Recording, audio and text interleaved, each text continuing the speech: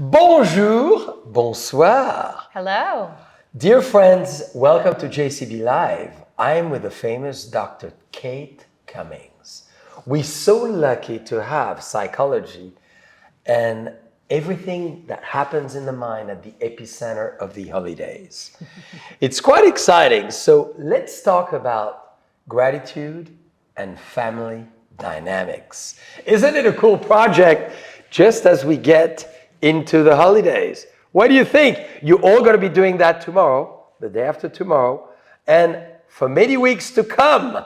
So Dr. Kate, tell us all about what we should know of what to do, what not to do, what to think about, and how to be even a better individual. I know this is a vast topic. Woo! Cheers. Well, it's wonderful to get you back on the show. Thank you. I'm so happy to be with everyone today. Back to Napa Valley. Cheers. Absolutely. Cheers. To family, to friends. To Thanksgiving, to reuniting finally, since we're finally getting to do this for the holidays in 2021. Well, let's make sure I get those beautiful eyes right into mine. Nothing better than 69. Fresh, inviting, vibrant. For the subject we're going to cover, so you remember last time we went into the brain with Dr. Kate, and that was so much fun. We learned so much about the front, the back, the side of the brain. I hope you're going to touch on that again today. I think we will. I think we're also going to talk a little bit more about relational dynamics and how our families drive us crazy and we love them at the same time. This is an exciting time because we're finally back in the season where we're coming together with our extended families. Mm-hmm. And after a long 20 months of the pandemic, I know that everyone is excited but a little bit nervous for this holiday season.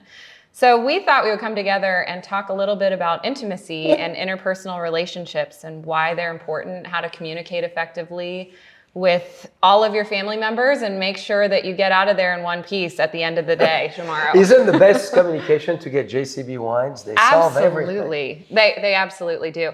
This wine actually reminds me of a Thanksgiving that my sister and I stayed up late by the fireside back home and enjoying each other's company and getting reconnected when we were living across the states from one another. So when I drink this, it just brings me back to that moment in time. So to all your patients, doctor, you say, as long as you have JCB wines, you'll be fine psychologically? No, that is not what I say. You definitely need to see. Isn't it what you heard? Yes, yes.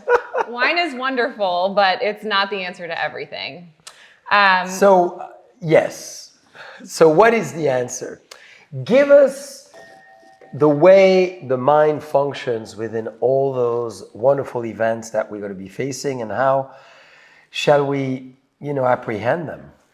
Well, I think one thing we could touch on is laughter, because yes, that is the medicine for a lot of joy and happiness. I think it's something to think about when you're walking into your families tomorrow, to think about how to create memories that are going to give you that opportunity to laugh and bring joy to your families. Jokes or fun moments or historical moments together, whatever would be fun, so everybody bursts into laugh. Well, do you do that when you're around your friends? Why do you choose to do that? Well, because that's the way I am. And that's the way I love for the evolution of the evening or the afternoon to be, is always start with a very comfortable area where we all meet. It could be a memory, it could be a moment we want to live, it could be a fun, event that has happened that we want to share, or a joke. I love to do that because it brings everyone together, and it brings the temperature of everybody's body at the same level, more or less, and we all congregate towards that specific moment. Yeah.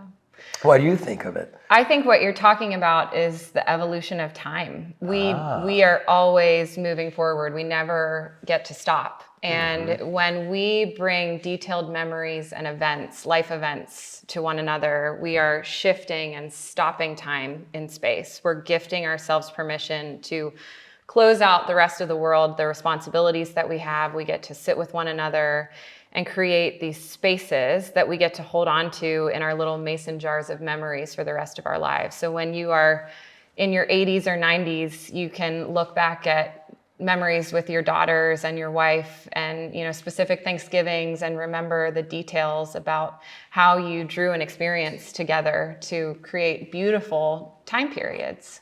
I like that a lot. So, as you're going to get together with families and friends, how are you approaching it? So, give us maybe your mental approach to how you are approaching it and how we should approach it. It's tomorrow. We have 24 tomorrow. hours.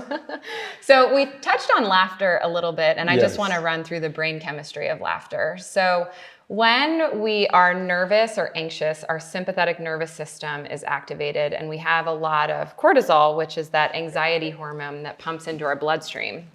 When you start laughing, or you create an opportunity for people to start gathering in joy, it actually reverses that cortisol. It slows it down, and it increases neurotransmitters like dopamine, which is our happy drug, and it also is in charge of attention and concentration. We also have increased oxytocin, which is our attachment neurotransmitter. So that's the one that creates that intimacy and that connection that we have with the people that we love. So it's really important to do these things, to make jokes, to laugh at one another, to create funny memories in order to give our experiences that extra dopamine rush. I see. We should put extra dopamine in our wine. That would make everybody rushing nicely. So why are for you holidays so important? Holidays are important And because for all of us maybe as well. Yeah, I think for everyone, we are so busy all the time. We're on the rat race of our to-do list. We spend all of our time, trying to get to the next life event, trying to get our daily routines completed. Yes. And holidays are the days that we stop time. And we give time. We give time. I like that a lot. I like that. And why is it important for people to gather? Because we've learned over the last 2 years almost that we need to gather, we want to be together. So what's the explanation of all that as human beings? Well, I think we should talk about intimacy. So what is your definition of intimacy, Jean-Charles? Maybe I shouldn't have asked that, actually. Well, it's what we're doing right now. Exactly. An intimate moment together with our friends. I think building proximity, bringing vulnerability, bringing, a sense of seduction and appeal and, sensuality to relationship. I know it's a big definition, right? But it's all of that. It's not just one thing. And allowing, that proximity to be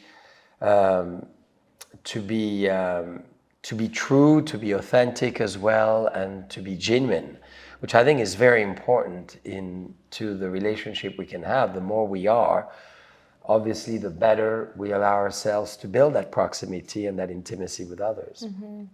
Is that a good definition? That is a beautiful definition. Vulnerability is one of the key components to intimacy. The ability to be authentically yourself, to show up as you are, and to be unconditionally accepted and loved and cared for. That is something that we all need and seek as human beings, or else we can't function. I think that love and intimacy is just as important as food in our bellies and water in our systems and a roof over our head. So, when you look at intimacy, there are actually 4 different types of intimacy. Do you want me to tell you a little bit about each of them? Dr. Kate, not only I would be excited, but I want it. And I enjoy the fact that you stressed on vulnerability. Maybe as well you want to touch on that by explaining us at which level in a family gathering, family and friends, whether it's Thanksgiving, Christmas, birthdays, big events, we should go towards vulnerability, and at which level do you recommend one goes there? That is a very good idea. We'll touch base on that, absolutely. So why don't we go through some of the different forms of intimacy, and then we'll pop over to that. Sure. One of the first ones that I think of when I think of JCB wine is experiential intimacy. So it's the coming together of teammates or individuals in a collective community to enjoy an experience. So say you like rock climbing, or you like to do yoga, or you're in the wine industry. You have a lot of friends that you have intimacy with because you're in this specific space that makes you feel really good, and you share knowledge with each other. That's right. Tell me a little bit I about like that. your favorite people that you share experiential intimacy with. Dr. Kate, as we speak, and all Here we our are. friends with us. Because you could be intimate with thousands of people. You cannot just have to be intimate on one-on-one. Absolutely. So for me is to really talk about sensory, to talk about certain topics where we all basically activate the sensory part of our bodies. I sense of eyes, I sense of contact and touch and feel and emotion, the hearts, and naturally the sense of touch and the sense of taste. So for me, the best intimacy is when I succeed with any given individual into really approaching each of those 5 or even 6, 6 being, the overall completeness of them all and feeling whole. So that's really as you ask my personal experience, that's where I am. What about you? So you are very attention to detail oriented. Yes. You want people to feel complete. Yes. And really known and valued when they spend time with you. Yes. The sharing of Exactly. the sharing of the senses and the information that we share with one another, that's another type of intimacy. It's called intellectual intimacy. So when I sit down with fellow clinicians and discuss the field of psychology, or when you sit down with fellow winemakers and you discuss the process of making wine, you're sharing data or knowledge back and forth from one another, right? So it's really important that you have people that you admire and trust, and also can sit down for time with the things that you appreciate and value, and share data and send it back and forth. So you can do that certainly when you're with your families tomorrow. So it's called intellectual intimacy. That's right. So that's 2. What's the third and the fourth? So the third one... Let's keep going down that list. It's fascinating, isn't it, dear friends? What a great topic that Dr. Kate suggested, because we're getting ready for the big days. Absolutely. The third one is a little triggering or maybe wonderful, depending on how dysfunctional or how wonderful your family system is. Well, it's most likely all the above. Exactly. Is there any non-dysfunctional families? Absolutely not. But we all try our best, and that's all we can do. If we're trying, we're doing. So that's all that matters. That's what I tell all of my clients. If we try, we do it. Yeah. The third one is emotional intimacy. So again, going back to that component of vulnerability, showing up authentically as yourself, expressing your feelings, sharing your vulnerabilities, your fears, your worries, your concerns, and being met in a space where you can feel comfortable and confident that the person that you're sharing this emotional intimacy with will love you and appreciate you and give you the capacity to be vulnerable and not judge you in that moment. Do you have any people in your life that are like that? For sure. Hopefully your wife. Absolutely. Yeah. Who else? What about you? I do. I'm very fortunate to have a lot of people that are like that. And obviously, because I'm a psychologist, I sort of go straight there with people. You do, right? Absolutely. She has that talent, as you could tell. And everybody can consult with Dr. Kate. Her information are right in the chat. So dear friends, would you want to spend more time with Dr. Kate, as I do? Here we are with you. You can. And what's the fourth one? The fourth one is normally what pop culture typically thinks of intimacy, and it's sexual or sensual intimacy. So we can let that definition kind of hang for itself. But that one is also... I think you need to go much deeper there. Oh boy. That one's obviously very important for, the biological bases of behavior of the human condition. And it's important to have all 4 of these intimate partners and communities around us and in our family systems. I love that. Wasn't it so beautifully presented? And all that, even the fourth one with number 69. God, was it planned? Maybe we should try white wine. As you can see, dinner will come later. Dear friends, we didn't want to eat in front of you or as we spoke, but the beautiful table is set up. How important is for you table settings and the beauty of the table and the theme and the presentation of the table? Well, I think that is why I became a wine club member with you, because attention to detail to me is so important, because it's like you're seeing into the soul of someone. So when I'm working with my clients, for example, I really make sure that I remember their significant others' names. I remember the things that they enjoy, where they're from. A lot of my clients are always so surprised that, 6 months later, I'll bring up one of their ex-boyfriends or one of their bosses or their CEOs. And I think that attention to detail is really what separates some individuals from others, because our right side of our brain is sort of our artistic side of our brain. It's the holistic gestalt, as you will, of a presentation or a space or experience. And for me, I always am I'm left-handed, and so that means I'm right-brained, and so I'm always paying a lot of attention to art and the gestalt of an opportunity or a memory. So for me, putting in those little details, the ornate experiences for my friends and family is really important, so that they feel special. That's right. And valued and really whole. Tell me about why you pay so much attention to Well, detail. for the same reason as you are. I'm left-handed. Are you? Hence, I'm right side of the brain. Oh Yes. my gosh, I never knew Well, that. I'm both, because I was attached to the table younger.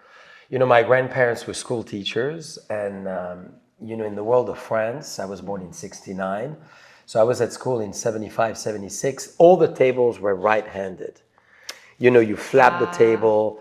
The world was made for right-handed, specifically in Europe. So they kind of force you to write on the right side. But I play tennis on the left, soccer on the left. I jab on the left. I'm really left-handed. Wonderful. But somehow, I write on the right, and I do a lot of things on the right for the reasons that in those days, they kind of forced you to do so. Yeah. But there were behavioral interventions as to why you turned out right-handed, but you're really I'm left-handed. actually excited that they did that, because in soccer, it was fantastic, because I became really ambidextrous, which is a great advantage to me. Absolutely. But you mentioned if you're left-handed, you're right side of the brain. Is it an automatic shift? If you're left-handed, you automatically creative brain. Well, not automatically. I think it's like 10% of individuals who are left-handed are actually like right brain, but you'll have to not quote me on that 100%. But we have this thing called the corpus callosum, which is the roadmap of the exchange of information in our brain. Corpus callosum. The corpus callosum. Wouldn't it create a great brand? Maybe we should create a wine, the corpus callosum. I am definitely on board for that. I want it. And we'll do a brain. A nice brain as a design. I could see it. Yeah. Well, and a fun fact about men versus women with the corpus callosum, if you do an MRI or a brain scan of a woman while she's giving a presentation or very busy, the corpus callosum can be like interchanging information, aka neurotransmitters, at all times. But for men, it starts to slow down. Because typically men can they're really good at processing things, obviously, but they can't process a ton of things at once. And it makes sense if you think about it, because, from a biological standpoint, back when we were in, nature versus nurture, and there were the hunters and the gatherers, and the women were back at home, the women were taking care of a lot of things, and the men were out on one mission. To do what? Hunt. Exactly. Hunt. Food. I'm a terrible hunter, so I would want to be with a woman in the kitchen and in the house preparing. But tell us about this male-female difference. I like what Dr. Kate is doing. Did you see? She created energy, and then she went counterclockwise, like I just did, and she created chaos. Very important. She went left side of the brain, right side of the brain. Can we say that? We absolutely can. Cheers. What a beautiful sound. Ooh, Listen to that attention crystal. To detail. And you have those glasses at home. I hope do. you use I love them. I drink out of them every time. How is your love life lately? Let's Tell me a little bit about this wine. I'm going to have clients watching this, so I have to make sure that, I keep a low profile for them. We can chat about that when the camera's off. How about that? Know. Last time we did a live, everybody was asking me, God, isn't she gorgeous and fabulous and beautiful? And I want to spend time with her. Give me a number. And I said, Go in the chat. So tell me about this wine we just drank. Well, it's 76, so this is meant to be very spicy. As you could feel, some beautiful spice. Very luscious and at the same time elegant, because a wine can be both. And thinking of Thanksgiving, thinking of turkey or white meat, as an example, I think it would be an amazing wine as well to pair it with. This is a Napa Valley, and number 76 in honor of the fantastic Judgment of Paris, where the American beat the French. From the wine from 1973, That's right? right. Double blind taste test. That's Stag's it. Leap put us all on the map. So JCB is out here killing it now. that's right. So what do you think of the wine? It is delicious. Honestly, I will definitely be bringing a couple of bottles to my family tomorrow. Fantastic. I think it's really going to pair well. So tomorrow you want to create memories. Tell us more, and you touched on it, but intentional memories. Tell us about that whole theme of memory and what we want to create for our lives and what we want to forget in our lives. So actually, John Charles, I used to work in the hospital setting, which is why I'm a neuropsychologist, because I used to do neuropsychological evaluations with patients. Wow. And I would sit at their bedsides when they were about to pass away. And I will tell you that regardless of how famous the person was or how successful they had been, at the end of our lives, what do we have? The relationships. That's the right. meaningful people that we've created connection with. So what you're saying, it's not a materialistic world, it's really a human world, in a sense that what we remember at the end is not what we've acquired, what we materialize, but really the people we've been with. Yeah, the gifts of the humans that are by your side during the ups and the downs and the good times and the bad times. And I think when we're looking at the holidays, you know, your family, your extended and immediate Yes. family, they are the people that should be by your side at all times. Unfortunately, a lot of us are in family systems where this is not the case, right? That's right. And it's not really anyone's fault. It's a lot of intergenerational trauma a lot of the time. But the good thing about that is that we are given privilege of creating new families with friends that we meet. So That's right. it's important to create those attachments and bonds with people. And actually, I could tell you a little bit about the attachment theory if you want. Yes, I wanted to go there because sometimes, and it's my case as well, I have the pleasure to meet really a lot of people. And this is really why I love so much the wine world and where we are in Napa Valley, in Sonoma, in Burgundy, all around the world. The challenge I have is I see so many great people that I want to stay in touch, but time is always in front of us. And you move from one thing to the next, to the next, to the next. And even though you create attachment, as you'll tell us, I don't always know how to maintain a relationship to the attachment. So the club membership is a great way because many great people I meet that are part of the membership, they come back and I get to see them selfishly and be with them. Yeah. But tell us about attachment and how you recommend to actually build this greater proximity with people on a recurrent level besides Facebook and Instagram. Well, the one thing that I wanted to say about that comment is that, you know, we can't change the forward movement of time. And Yes. we have to accept and commit to the reality of what life looks like. People are brought into our lives for a variety of reasons, and you do the best. You do such a fantastic job with Thank you. creating memories and maintaining relationships. And, you know, you have been so privileged with the ability to make people feel really safe and have such a great time around you. So people are Thank drawn you. towards you. And you know, I think you have to be okay with the fact that sometimes people will come into your life and sometimes they'll go. And that's the beauty about life is there are 7 billion people in the world, right? So we always have the opportunities if we put ourselves out there to create new relationships and to continue the forward motion of life, to continue connection and intimacy with new people. And how do you recommend we continue connection and intimacy?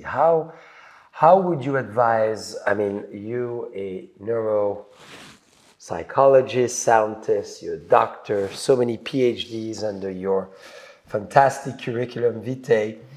tell us more. Give us a marching, not order, but maybe some ideas of how we can be better at that.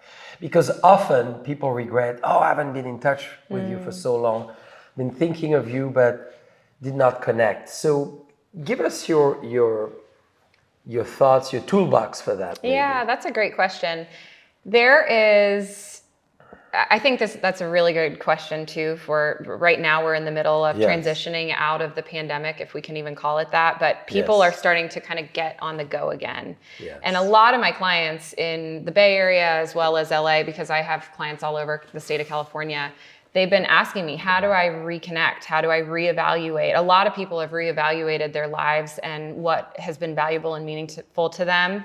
And they've transitioned out of things that they no longer are holding them purpose, and they're moving into new connections. So one of the things you can obviously do is put yourself out there, right? Go get involved in new communities, in new clubs, in new programs. If you like certain activities, then join groups for that. I think there are so many people that are desperate for connection at this point, now that we're reinventing the wheel of what human connection and socialization looks like. So I think it's really important to get yourself out there.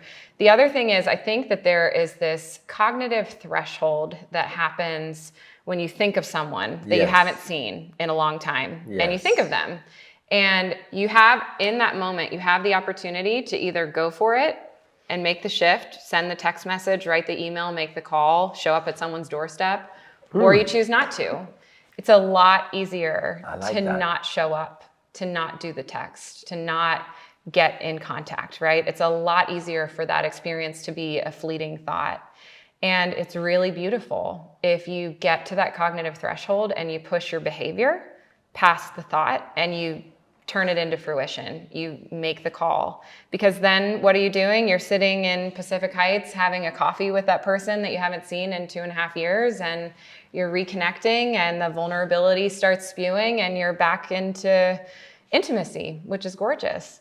And why do we need so much intimacy, ultimately? I think it is what makes the world go round. I think, like I said, I mean, it's why at the end of our lives, when we're sitting in the hospital beds, we are drawn back into all of the experiences, whether it's traveling around the world with our loved ones, or bringing our daughters to school and getting to hear about how their day was when you picked them up, or stopping time and having a Thanksgiving with your extended family. That is what makes life valuable. It's the cherry on top of the icing or the cake. And what is the most important to you out of those 4 principles you outlined? And what do you want to see the most in people? You as an individual, you as not Dr. Kate, you as Kate. Me as Kate. Well, I think me as Kate is pretty similar to Dr. Kate. My clients can probably attest. Really? I mean, they don't know anything about my personal life, but they certainly get all of me as far as the personality and the human that I am. For me, it's absolutely emotional intimacy, being able to connect with someone. You know, it's so important for me to have people have positive exchanges with me when they show up in my space, to make them feel welcomed and cared for. I want them to leave feeling better after they've spent time with me, whether it's me opening the door at Oakville Grocery as I'm walking in to get a coffee, or sitting down at Raymond Vineyards and throwing a birthday party for someone. You know, it's really important for me to make them feel like they've had a magical time. And when I'm with my clients, I'm very intentional about that as well. You know, it is all about them in those 50-minute sessions. So. And how do you get rewarded yourself from that? Well, I think I get oxytocin, which is that feel-good attachment drug. I get dopamine, the feel-good, happy neurotransmitter. I also obviously get the experience of altruism and empathy, and I get to also watch my clients succeed, right? When they come to me in the middle of a trauma, and then all of a sudden they've healed from it, and they come to me and they're like, Dr. Kate, I saw changes here. It's so incredible to be in the co-captain seat or a leader of that person's life, said. and getting to model appropriate behaviors and getting to be a part of the change process of their human condition and experience.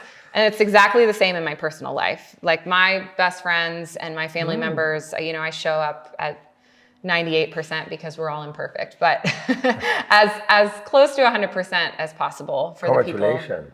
Yeah.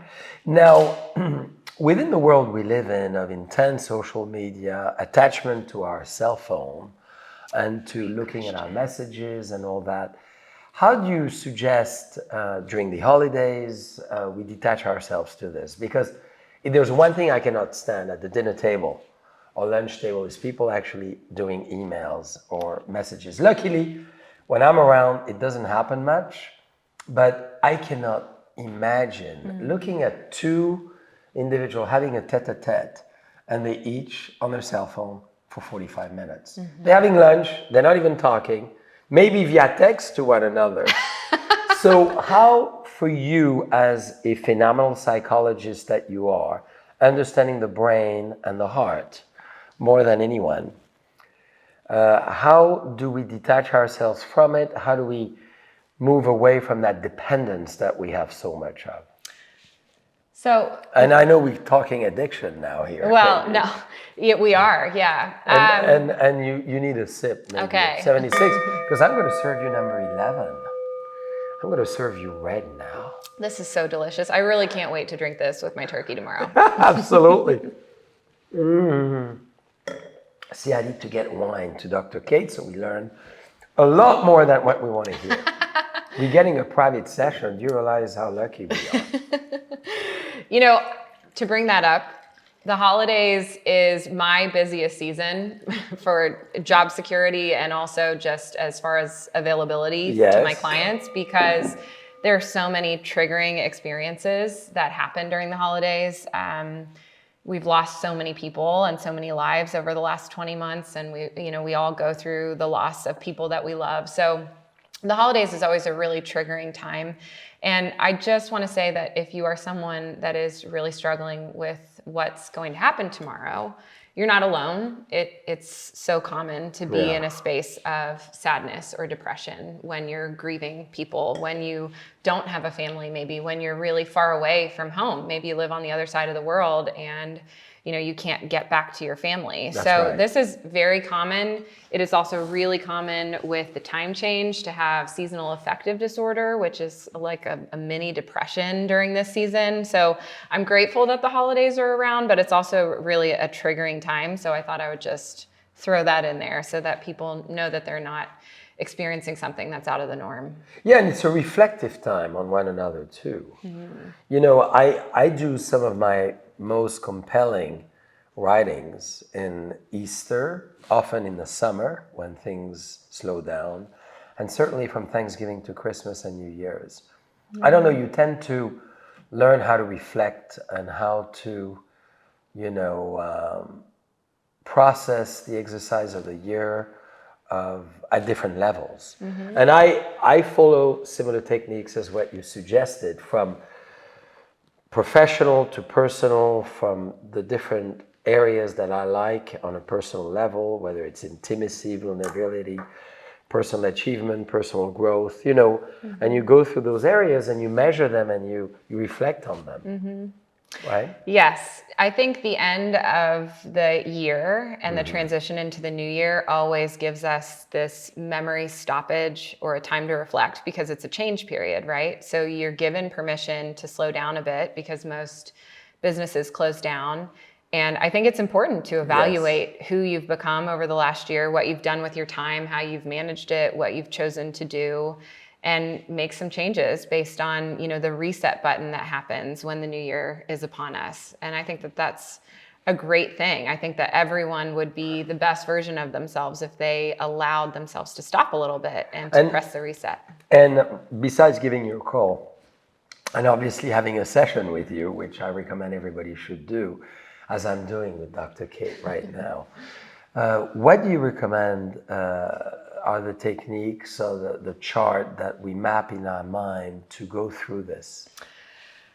I think, to answer your question about cell phones too, getting away Yes. from the world. The one thing for tomorrow for parents, I suggest having a basket at the front door and putting all the cell phones in the front door and at the front door in a basket. The only time you'll need it is for the family picture. Exactly. And saying, listen, until we have dinner, when we're all in a food coma, everyone keeps their cell phones in the basket. And this is about us connecting, joining together, and creating real FaceTime instead of FaceTime memories, since we were all on FaceTime this time last year with our families. So that's a suggestion that I suggest. That's a great advice. Yeah.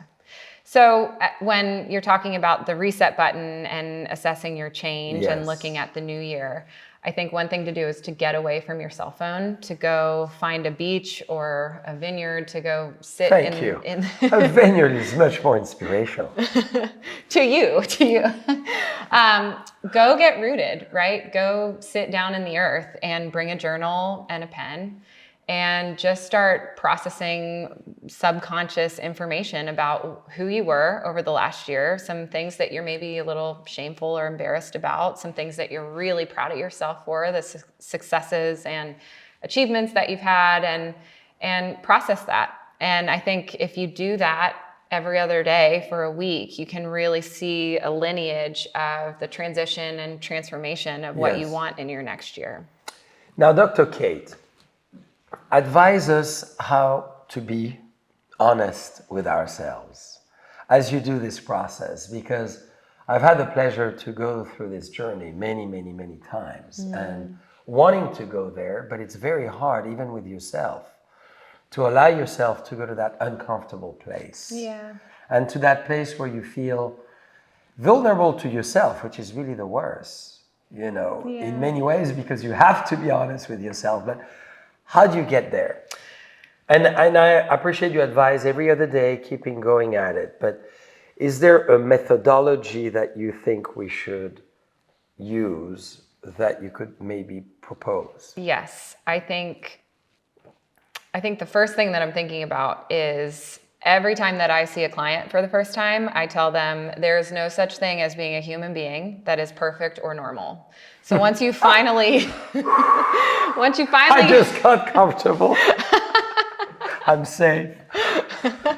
Once you finally give yourself permission Yes. to let go of these unrealistic expectations of being 100% perfect or normal, whatever your definition of that is, you can sink into the reality of who you are, right? You can let go of this shield or this superhuman cape that you think you're carrying around to, show off to your friends or show off to your boss or walk around the city with. And so I think that is something that people really need to look at and evaluate. I always do a mirror exercise with my clients. Yes. So whatever their biggest vulnerability is, whether it's, something they're embarrassed about in the past or a behavior that they're not proud of or a relational issue that they're not proud of, I ask them for a week straight, every morning and night, to go up and look at themselves in the mirror and talk to themselves about this space of shame that they're carrying.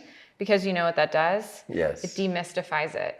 We think that we're running away from ourselves unless... And this is why I have mirrors all across the crystal cellar. One, to look at every space in the space and to be able to see all the space within one mirror, but as well to look at yourself and reflect on who you are and your sensory, specifically in the winery, it's about sensory, but somehow to be honest with yourself. So that's a great advice. Yeah. What else besides the mirror? Well, what do you do during that time? When I'm in front of the mirror? No. I look good, isn't it better? It's much better than yesterday. God, doesn't he look good? That's the only time I'm going to hear it anyhow. Words of, oh yeah, right. I'm sure Gina tells you that all the time. Oh, I wish. Gina, are you listening? Words of affirmation can be our best friend. I jokingly say that I get paid to be a walking words of affirmation, but it's one of the love languages, right? Yes. Do you remember what the 5 love languages are? Tell me. You tell me. Do you remember any of them? I want to hear them from you. Okay, so they are words of affirmation. Yes. Gift giving. Yes. Quality time, Yes. physical touch. Ooh, it's getting better and better. What do you think And about 5. this? I forget what the 5th one is right now. Here we go. Oh my gosh. Extreme ecstasical pleasure. Wait, hold on. Gift giving. Oh, acts of service. There we go. Yes. Sorry. You see, Sometimes a Harvard doctor is you know, having a imperfect moment. and Yes. normal. We And also, love I did it. not go to Harvard. I'm not a Harvard doctor. Well, one of those famous schools you went to, of course. So, out of those 5, Yes. how do you think that you give love to the people that you're going to be The around 4th tomorrow? you mentioned. Which is Well, 1, 2, 3, 4. You're the doctor. words of affirmation, No. quality time, No. gift giving, No. acts of service. Yes. What do you do? Well, What do you do for the girls? I hug them with love and passion. Affection. And affection is my Physical big touch. thing. In general, it's physical touch. That's where I was going. I think I'm more physical in general, visual, physical than word of affirmation, of course. I like that as long as they're true. Often you hear, blah, blah, blah, and it's noise. I like to be really true. If I say things as I do, a lot, I really mean it. If not, I just don't say that. I say something else, which is pleasing, but not the same level. Yeah. Right? Absolutely. So I think we'll go through that session. So every one of you wrote the 5, right? Now remember the 5. That's right. And I remembered the 5th after a little bit. So what inspires you the most to get into people's brain, doctor?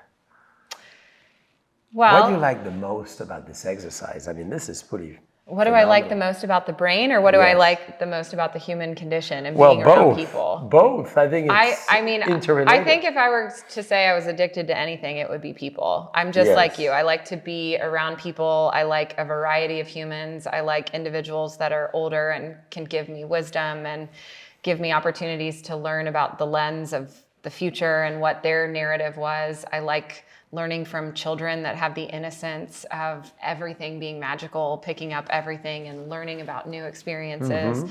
I love people that are my age because they challenge me. I think Well, they're like children then.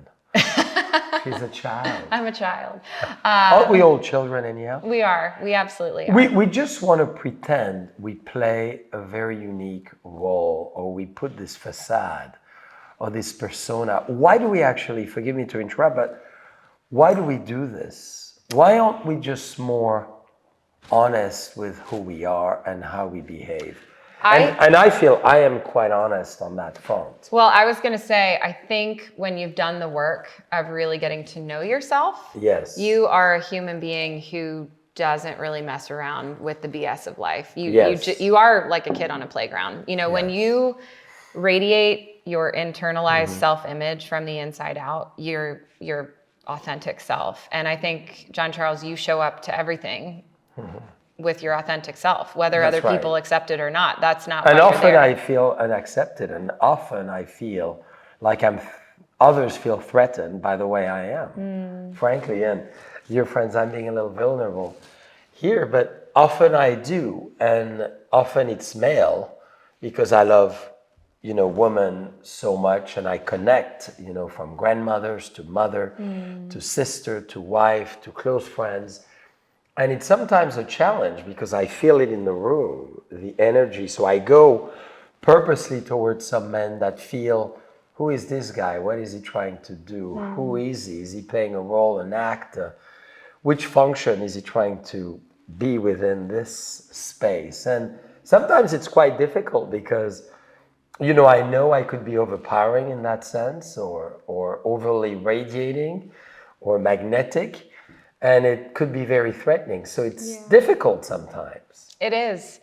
But look at how unique you are, and look at the brand that you have, and look at the community of individuals that love the experience of being connected to your brand, right? You are a very powerful person, and people that are not secure within their self-images are intimidated by powerful people because they don't know what it's like to walk into a room and not have to close inward and turn small, right? They command attention and they don't really care. Their egos are not what are driving them. Your ego doesn't drive you. No. Your experience drives you, your connection, your That's right. ability to connect to yourself. And that is very intimidating for a lot of people. But at the same time, look at the change that it Yes. creates for Napa Valley, for example. Like how Thank many you. wine owners are walking around in this outfit today? Not many. Well, I knew I would have one of the most gorgeous tiger and leopard with me, so I had to wear my new leopard I jewelry. love it. Thank and you. I use scarves, so here I we love are. it. But thank you for saying that. How do you advise for everyone to allow themselves, and I know it's a greater session and maybe it's another time, post Thanksgiving we spend together, but to allow themselves to be themselves? Because, I was very fortunate, frankly. I've always been who I am, whether one likes it or not, or whether even I like it or not. Sometimes I don't even like who I am. And it does happen. I'm not here to say that I love the way I'm always am, or I love always what I say, or how I transmit the message that I give. So how do you recommend for all of us in the next few days of Thanksgiving, to this end of this year, to the transition to 2022, to be who we meant to be? Such a great question. It's a big one, I know. Yeah, well, especially as everyone is walking into their family systems tomorrow. This is a topic of conversation that comes up a lot, right? Yeah. Because there are expectations of who you are supposed to be from the people that value or love you, Yes. aka your family members. There's the reality of who you are. When you are someone who is dynamic, when you're somebody who has moved away, when you're somebody who has gone against the grain of your family system, you are a highly, what Bowen family theory would call the most highly differentiated person in your family. So an example of this is, if you come from a line of doctors where your grandfather was a doctor, your dad was a doctor, your great-grandfather was a doctor, and then all of a sudden you're like, I'm going to go be a movie star in Los Angeles. And then you go back to Thanksgiving and your family is not happy with you.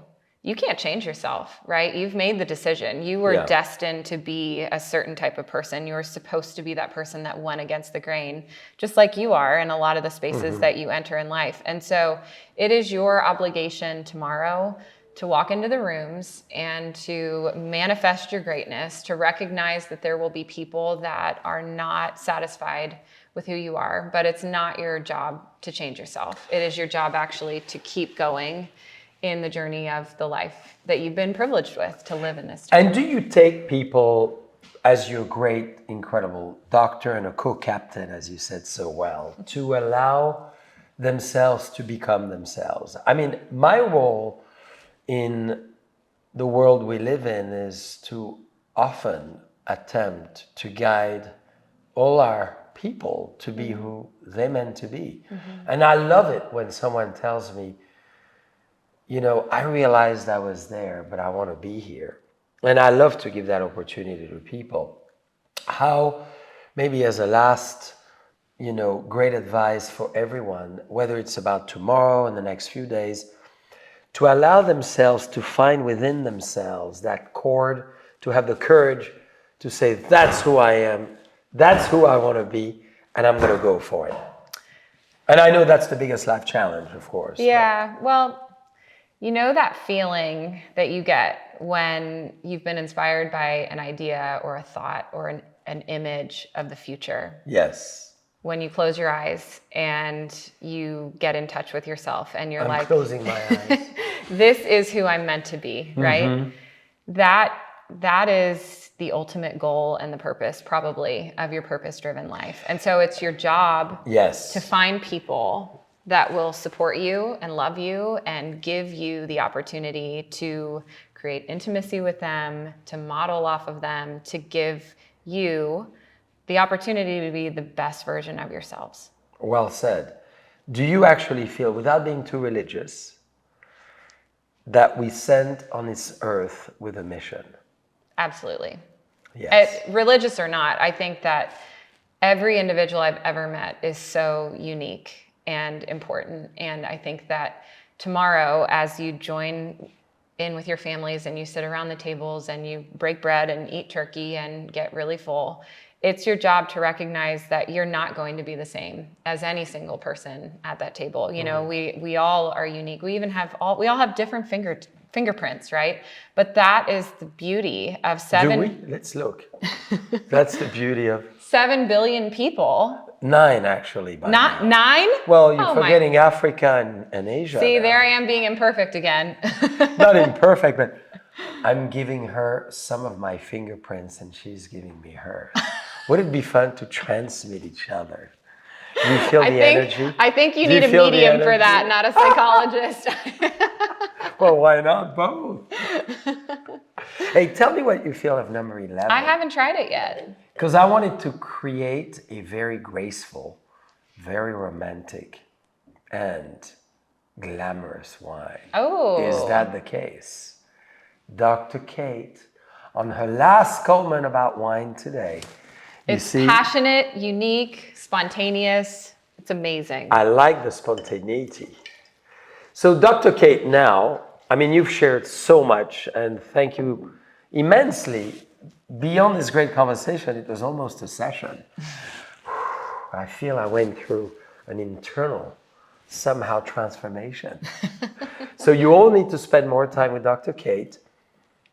We all do. Don't we all need to spend time with a phenomenal psychologist? Everyone needs a psychologist. If everyone had a psychologist, the world would be a better place. I promise you. So how are you available for people? Because you're so busy with all your celebrity, all your athletes. I am very busy. Yeah, I am very busy. I'm traveling for a lot of engagements, but I do have a private practice. So if you are in the state of California and you're interested in working with me, you can always find me on my website. I'm sure we'll get those linked up. Absolutely, we are. Or you can find me at the wineries in the JCB tasting room at the Ritz-Carlton. Even better. We're going to be there with Dr. Kate in the next few days. Absolutely. So we're going to wish you a great Thanksgiving to all, and to be thankful and grateful, and to be thankful to be present. And allow yourself, I think one of the big lessons of today is to allow yourself to give time, to allow yourself to be present, to allow yourself to get rid of that phone, and to visit, as we just had together, phenomenally. I'm having goosebumps and vibration. I love Dr. Kate, of course.